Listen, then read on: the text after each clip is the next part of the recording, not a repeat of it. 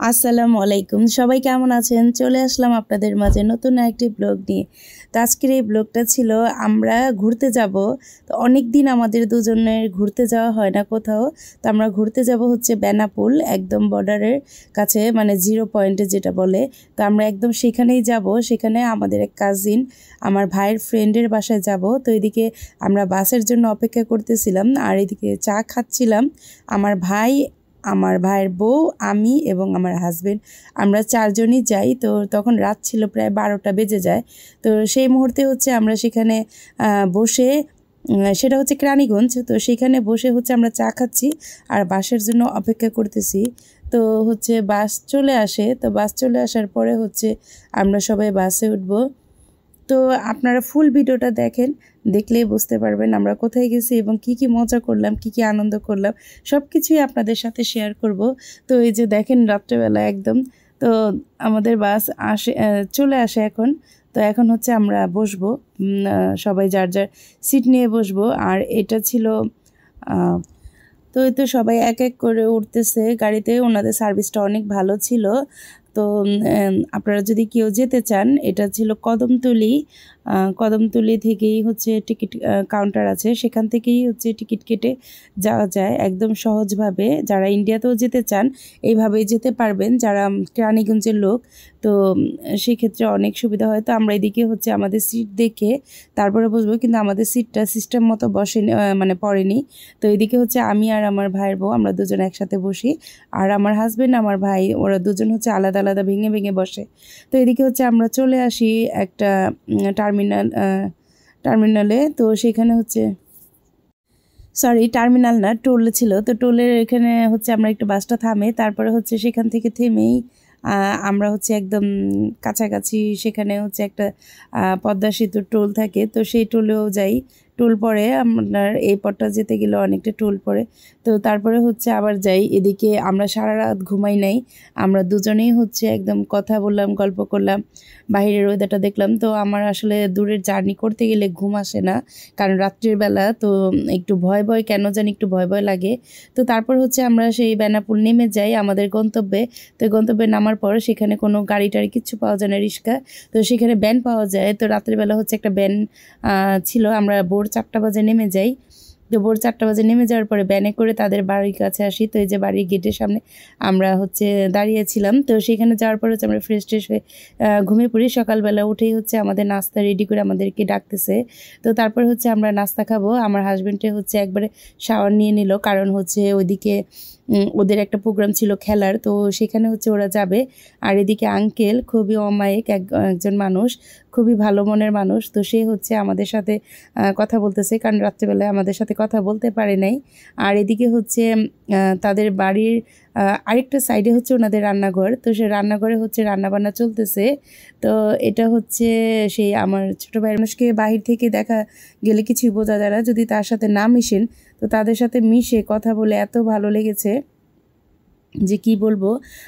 সবাই আসলে অমায়িক, অন্যরকম ব্যবহার, অন্যরকম মন মানসিকতা।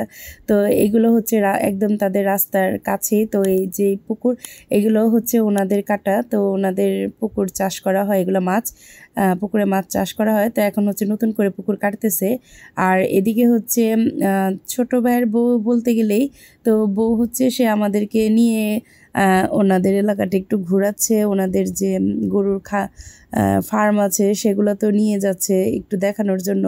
তো এগুলো হচ্ছে আমরা একটু হাঁটতে থাকি, দেখতে থাকি। তো যাই হোক, তানিয়া, আদি, তোমরা দুজনেই অনেক ভালো থাকো। তোমাদের পুরো পরিবারের জন্যই হচ্ছে আমার তরফ থেকে অনেক অনেক দোয়া এবং শুভকামনা রইল। তোমরা অনেক ভালো থাকো। আর এদিকে হচ্ছে ওনাদের এলাকার কেউ একজন মারা যায়, ওনাদের পরিচিত। তো সেক্ষেত্রে হচ্ছে ওই 4 দিনের না 40 দিনের জন্য জানি মিলাদ করবে। তো সেগুলো রান্না করে তারা প্যাকেট করতেছে। তো আমি সেগুলো একটু ভিডিও করলাম। আর এটা ছিল তাদের ফার্ম, মানে এখন তেমন একটা গরু ছিল না। তারপর আমি একটু ভিতরে যে একটু ভিডিও করি। আর এগুলো ছিল আমার ওই কাজিনের চাচাদের বাড়ি। তো এগুলো ছিল ওদের বাড়ি। তো আমি আমাদেরকে সেগুলোতেও নিয়ে যাই ঘোরানোর জন্য। তো আমরা হচ্ছে সবার বাড়িতে এক এক করে একটু দেখি বা দেখা করে আসি। আর আমি পুরো ভিডিও নেই, কারণ সব সময় সব কিছু ভিডিও করা যায় না। তো এই যে ওর চাচাদের বাড়ি, তো আমি একটু বাইরে থেকে নেওয়ার চেষ্টা করেছি। তো অবশেষে হচ্ছে আমরা আবার বাড়িতে চলে আসি। তো বাড়িতে চলে আসার পরে হচ্ছে এদিকে দেখলাম একটা বড়ই গাছ, তো বড়ই গাছে যাব। আর এদিকে দেখি ঘটি, মানে এটাকে কি বলে আমি ঠিক জানি না, তবে এইটার একটা প্রবাদ আছে যেটা জানি, যে ঘটি পরে গোবর হাসে গোবরেরও দিন আসে। ঠিক এই গোবরটা মানে গোবরের লাঠি দেখে আমার ওই কথাটা মনে পড়ে গেল। তো একটু ভিডিও করলাম। আর এই ঘরটা দেখেন, অনেক সুন্দর একটা ঘর। এই ঘরে বোধহয় লাকড়ি রাখে না কি রাখে আমি ঠিক জানি না, কিন্তু আমি বাহির থেকে জাস্ট একটু ভিডিও করেছি দেখার জন্য, মানে দেখতে খুবই সুন্দর লাগলো। আমি কাছে গিয়েও দেখতে পারিনি যে কি আছে ভিতরে। তো সেখান থেকে হচ্ছে একবারে দেখলাম, একটু দেখে মানে উঠানটা কত সুন্দর, তারপরে অনেক গাছ ছিল, নিলিবিলি একটা পরিবেশ। তো যাই হোক, আমার কাছে অনেক ভালো লাগছে, অনেক ভালো লাগছে। ওনাদের এলাকাও ভালো লাগছে এবং ওনাদের মন মানসিকতা খুবই ভালো লাগছে। তো একদম আপনের মতো হয়ে গেছে। তো নেক্সট টাইমে আমি আবার যাব ইনশাল্লাহ, যদি আল্লাহ আমাকে সেখানে আবার যাওয়ার তৌফিক দেয় তাহলে আমি অবশ্যই যাব। তো তারপরে হচ্ছে আমি সেখানে হচ্ছে একটু বারান্দায় বসি, মানে একটু ঠান্ডা ঠান্ডা ওয়েদার ছিল, তো সেজন্য হচ্ছে এদিকে রোদ দেখে আমি এদিকে বসি। আর হচ্ছে আমার ভাইয়ের বউ, তো ওকে বলি যে তুমি একটু পুরো বাড়িটা একটু ঘুরে ঘুরে একটু ভিডিও করো এবং দেখাও, আমার দর্শকরা দেখতে পারবে। তো সেই ক্ষেত্রে হচ্ছে ও যে হচ্ছে ভিডিও করে, তো ওদের গ্রামের বাড়ি বলতে গেলে অনেক বড় থাকে এবং ওনাদের রুমগুলোও বড় থাকে। আসলে জায়গা অল্প স্বল্পর কারণে হচ্ছে আমাদের ঢাকার সব কিছু ছোটো ছোটো হয়, আর গ্রামে অনেক থাকার কারণে হচ্ছে ওনাদের অনেক বড় বড় হয়। তো এই যে দেখেন, ওনাদের পুরো ফ্ল্যাটটাই হচ্ছে অনেক বড়, আর ওনাদের রুমগুলোও ছিল অনেক বড়। আর ওই ভাই আমার, মানে ছোট ভাই যেটা, সে হচ্ছে ওনার করে, উনি হচ্ছে খেলোয়াড়। তো উনি হচ্ছে খুব খেলার ভক্ত, মানে কিনা জানি না, কিন্তু উনি হচ্ছে মানে কি বলে আমি সঠিক বলতে পারলাম না, বাট তো তারপরে হচ্ছে আমি পুরো ঘরটা দেখলাম। এটা ছিল গেস্ট রুম যেটাতে আমরা ছিলাম। তো ওনাদের রুম ছিল 4টা, তো 4টা রুম ছিল অনেক বড় বড়, আর এটা ছিল গেস্ট রুম। তো আমরা হচ্ছে এই রুমে যাই। তো যে ওনার দেখেন অনেক ট্রফি, উনি খেলে বা উনি স্পন্সর করে, উনি অনেক কিছু করে।